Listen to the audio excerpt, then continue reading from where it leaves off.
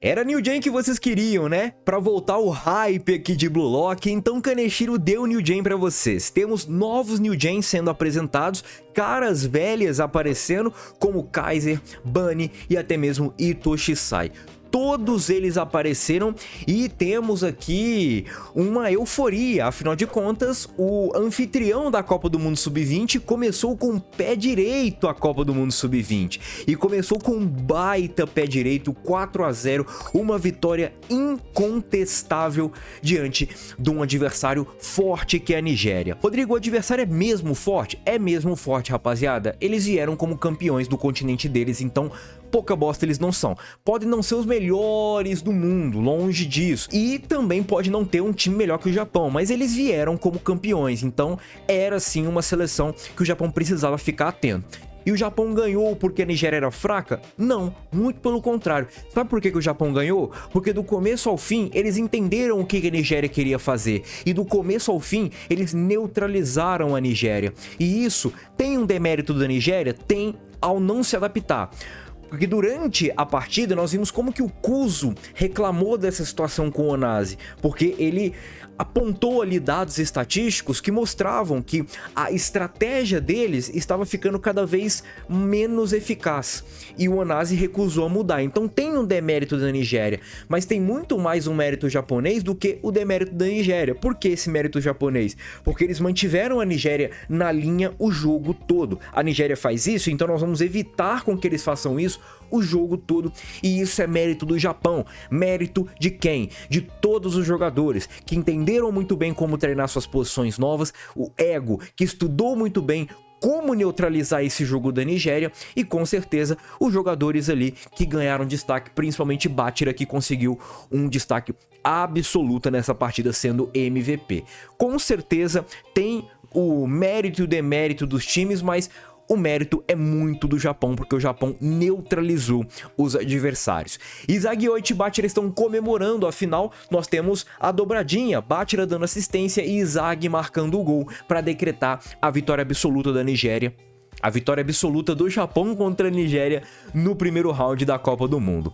E Bachira até mesmo fala pro Izag que parecia telepatia o que eles estavam fazendo. E o Izag fala que o monstro é o melhor.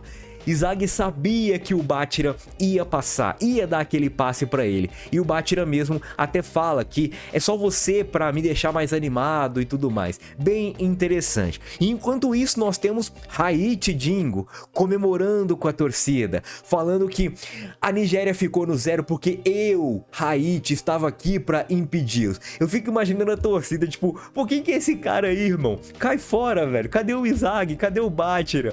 Muito foda. Haichi é um personagem muito engraçado e Kurona também é muito engraçado. Enquanto isso, no banco de reservas temos algumas caras ali reagindo a essa partida. Baro fala que foi um jogo muito irritante e o Shidou brinca. Ah, mas eu tenho que dizer que eu com certeza fiquei animado quanto a esse jogo. Dois jogadores que a fandom pedem bastante e eu acredito que eles não apareceram à toa, tá?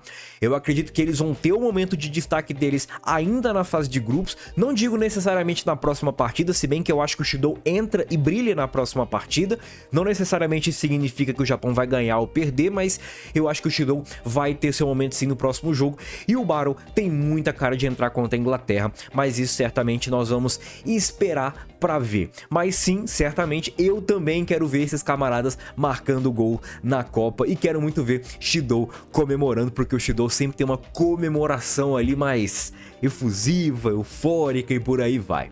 Agora nós temos Oliver Aiko, o capitão, aparecendo e conversando com o Izag, afinal ele quer saber o que aconteceu. O Izag ele criou uma técnica nova, então quer saber ali quanto tempo o Izag está planejando essa técnica, por quanto tempo ele se preparou para de fato conseguir realizar isso que fez ele marcar o primeiro gol dele na Copa do Mundo Sub-20. E o Izag fala que não, foi basicamente instinto, porque ele estava esperando que o Onaze despertasse.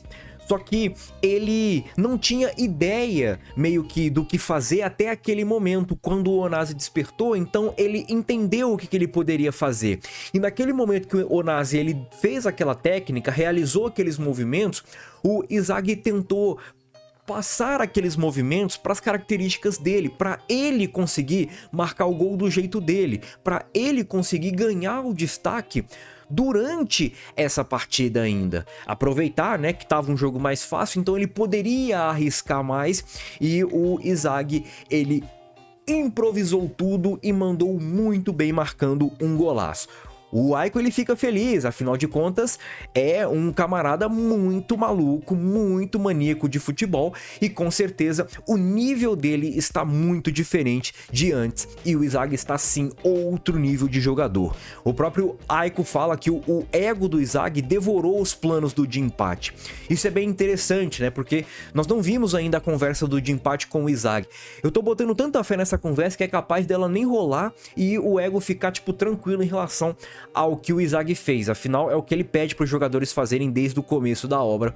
E certamente o Inzaghi, sendo aquele cara diplomático que a gente conhece, que a gente sabe que ele é, o Inzaghi, ele agradece ao Aiko, porque sem o Aiko ele não conseguiria ter feito tudo isso. E eu acredito que isso tem a ver também com todo o processo de time que o Japão meio que desenvolveu nessa partida. Time equilibrado, da defesa até o ataque, todos entendendo muito bem o que precisavam fazer e fizeram com muita maestria. Se de um lado tem o time eufórico por conta da vitória, do outro lado tem o time derrotado, o time que está muito frustrado, e certamente um 4-0 é muito doloroso, é muito cruel, e eles foram completamente obliterados. Uma scan de partir o coração, de mexer mesmo com os leitores, e eu particularmente achei a scan muito interessante, porque de fato é isso, rapaziada. Infelizmente o futebol tem esses momentos.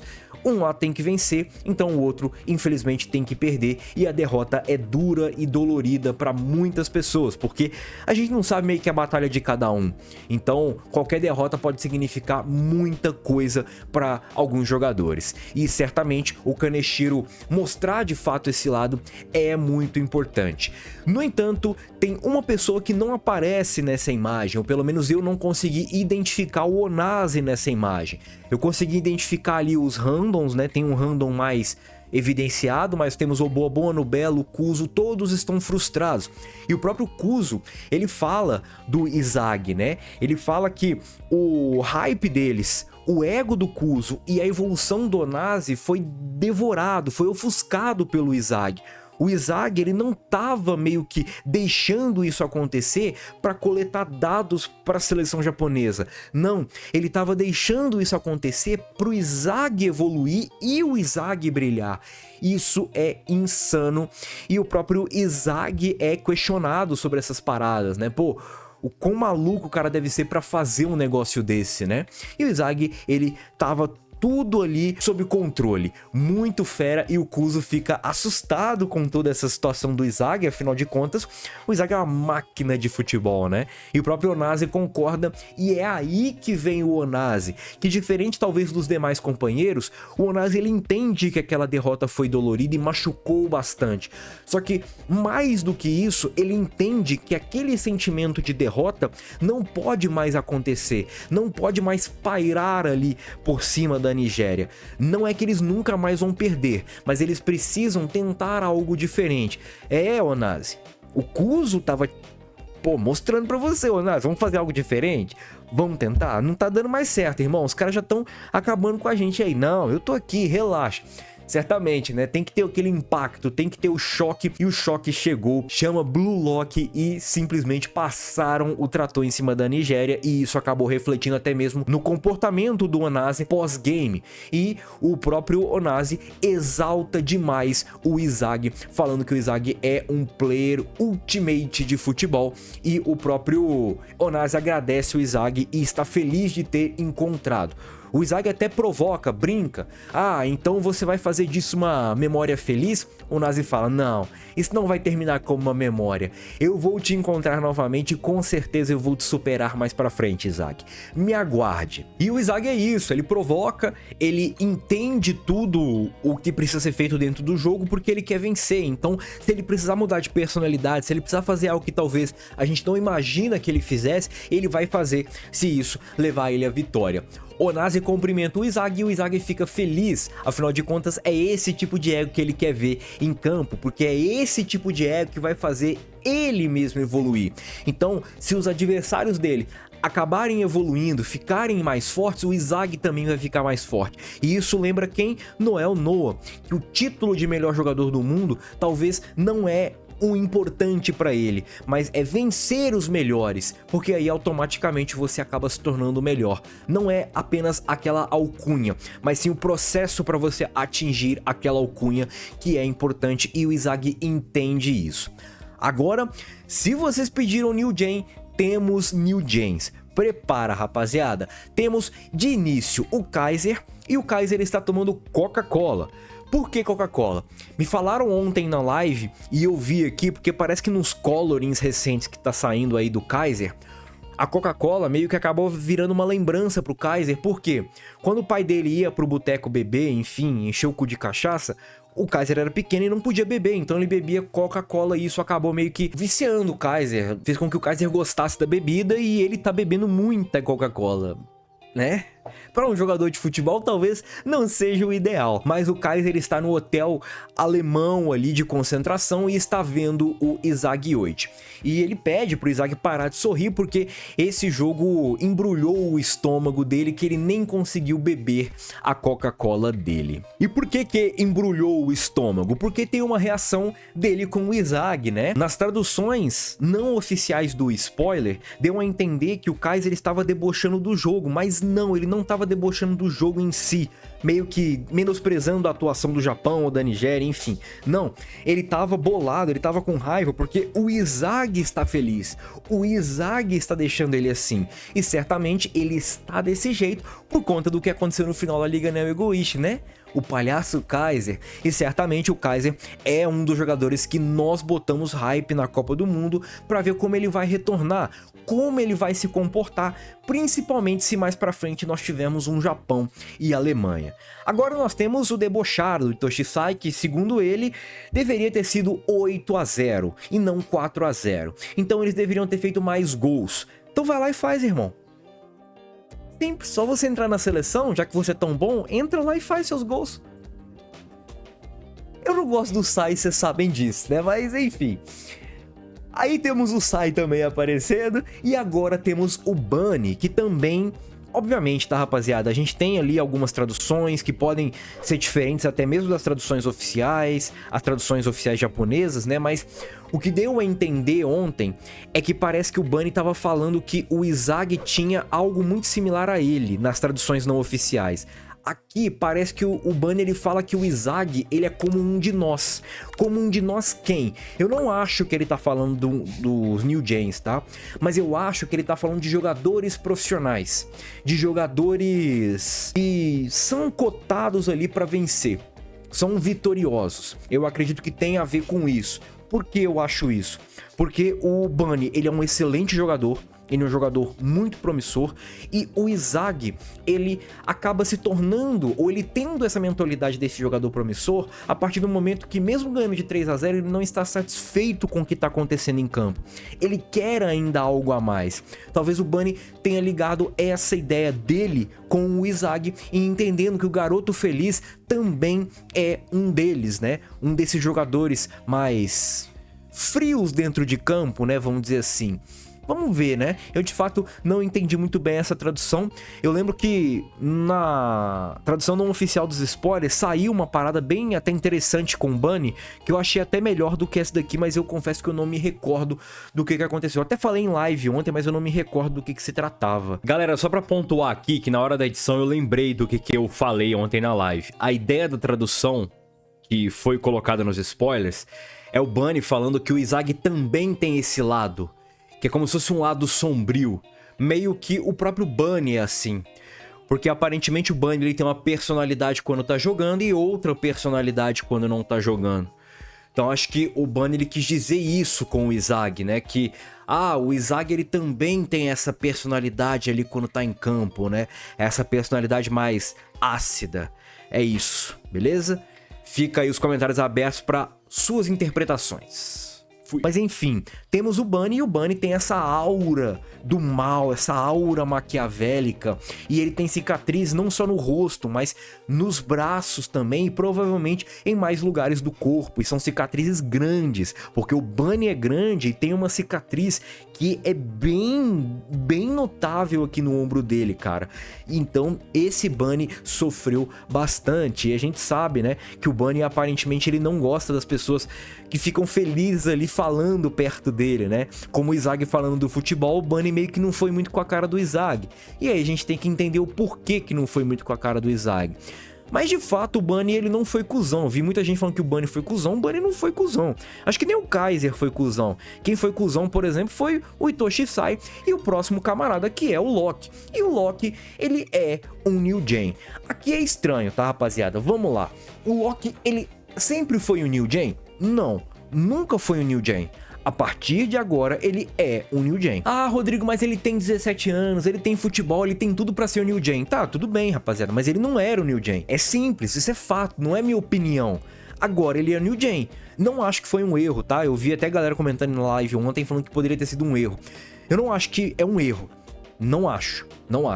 Talvez um erro seria um erro de digitação aqui, mas um erro de colocar o Loki como New Gen, eu não acredito, tá? Eu acredito mesmo que o Kaneshiro confirmou o Loki como New Gen e aqui a gente precisa entender algumas coisas. Porque todo New Gen que foi apresentado, logo quando ele foi apresentado, ele já apareceu como sendo New Gen. O Itoshi Sai foi assim, o Bunny foi assim, o Lorenzo foi assim, o Kaiser foi assim, o próximo New Gen foi assim.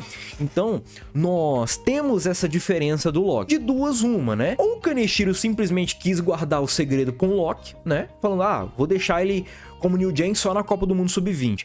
Ou simplesmente o Loki ele entrou mais recente nessa lista. O Loki ele acabou de entrar nessa lista e meio que dando o salto ali de 2-3 meses da Liga Neo Egoist pra cá, o Loki acabou entrando nessa lista de New Gen. Pode ser isso, né? A gente ainda não sabe como é que funciona a lista. A gente não sabe como é que entra o tempo de vigência da lista. Então tudo isso a gente tem que colocar em questão. Só que agora sim, falar que o Loki é o New Gen é ok. Não meio que julgava as pessoas que falavam que o Loki era New Gen, porque era bem possível. Porque ele tinha todas as credenciais para ser New Gen, mas nunca foi confirmado. Agora sim foi confirmado. E nós temos o Charles perguntando pro Loki, tipo assim, pô, o que você acha do nível japonês? E o Loki, ele debocha. Ele fala, pô, não acho nada demais, só peixes pequenos fazendo um pouquinho de barulho. E o Charles, ele rebate e fala que o Blue Lock tem jogadores como Shidou e não vê a hora de enfrentar esses jogadores. O Japão vai ser o nosso segundo jogo, né, Loki? Certo? Você confirma isso? O Loki confirma e o Loki ele fala do Izag Yoichi, porque ele quer questionar o Izag se ele ainda acha que o Loki é só arrogante mesmo porque é veloz. Ou tem outra coisa também. O Loki ele ficou engasgado ali com o Izag no sentido de tipo assim, pô, esse moleque me tirou pra merda, cara, eu vou acabar com ele. E o Loki ele está sentido quanto a isso. Ele tá tão sentido que o próprio as do time dele, que foi o Itoshi Rin, ele nem ligou. Ele quis se preocupar com o Izag enquanto o Charlie se preocupava com o Shidou. Isso eu achei ruim, cara. Eu queria que até meio que tipo assim, poderia citar o Izag, mas tipo, pô, além do Izag também tem o Itoshi Rin, que foi um jogador muito importante pro PSG dentro da Liga Neo Egoist. Eu senti falta meio que do Rin aqui nessa parte. E agora nós temos o outro New Gen, o New Gen Hugo, que também é o New Gen francês e a França vai ter 2 New Gens. Antes de comentar um pouco sobre o Hugo, nós não temos a posição do Hugo, tá? O Hugo não é goleiro, o Hugo não é meio campista, o Hugo não é zagueiro, a gente não sabe o que ele é, tá? Vocês podem teorizar, mas ele não tem posição e isso eu não curti, beleza? E o que eu achei da França ter 2 New Gens? Eu achei ruim? Não achei ruim, afinal de contas a França não é a seleção pica grossa da Copa? Então, se ela é a seleção pica grossa, tem que ter os malucos cabulosos lá mesmo, cara. Tem que ter os malucos casca grossa lá mesmo, os cobra da vida lá. E joga pra competição aí. É a favorita, é a top 1. Por que é a favorita? Por que é a top 1? Ninguém é favorito com um bagre jogando. Todo mundo é favorito porque tem uns astros ali. E a França, aparentemente, tem ali pelo menos 2 jogadores muito desequilibrantes, que é o Loki e esse Hugo, por eles serem New Gens, tá? O Loki a gente já sabe o que ele é capaz de fazer. E não, rapaziada, ele não só é rápido, tá? O Izag deu aquela debochada, aquela provocada, mas ele não só é rápido, ele tem muito mais do que velocidade, isso é fato. tá? O Hugo a gente não sabe do que é capaz, mas por ser o New Gen a gente acha que ele sim é um jogador que vai dar muito trabalho e é acima da média. Só que quando eles estavam conversando ali, o Loki e o Charlie, sobre o Izag, o Hugo entra na conversa e pergunta, pô, esse maluco é mesmo interessante? E o Loki, ele questiona, pô, o que você acha dele, Hugo? E o Hugo, ele responde que o Izag é inadequado. E é interessante que a tradução não oficial dos spoilers colocou que o Hugo disse que o Izag tem uma adaptação inconstante. Eu acho que as duas fazem sentido, porque talvez o Hugo ele seja um meio campista. Talvez o Hugo seja um meio campista, essa é a minha aposta, porque talvez o Hugo ele falou isso para o Izag, ou ele falou isso do Izag, porque o Hugo atua na mesma posição ali do Izag, ou ele atua muito de forma similar ao Izag. E graças a isso, o Hugo entende que talvez as adaptações que o Izag fez são inadequadas para um jogador que joga esse tipo de competição. Entende? Por quê? Porque são inconstantes. Então acho que aqui eu entendi legal a tradução, diferente da parte do Bunny, que eu conto com o comentário de vocês, porque o capítulo se encerra com o Hugo aparecendo. E assim, foi um capítulo bem baitola, viu? Nossa senhora, o Kaiser, se ele não deu o cu ainda, ele vai dar daqui a pouco, porque, pelo amor de Deus, gente, que isso? Mas enfim, rapaziada, tamo junto. Comenta aí New Gens e a sua opinião sobre o capítulo. Fui!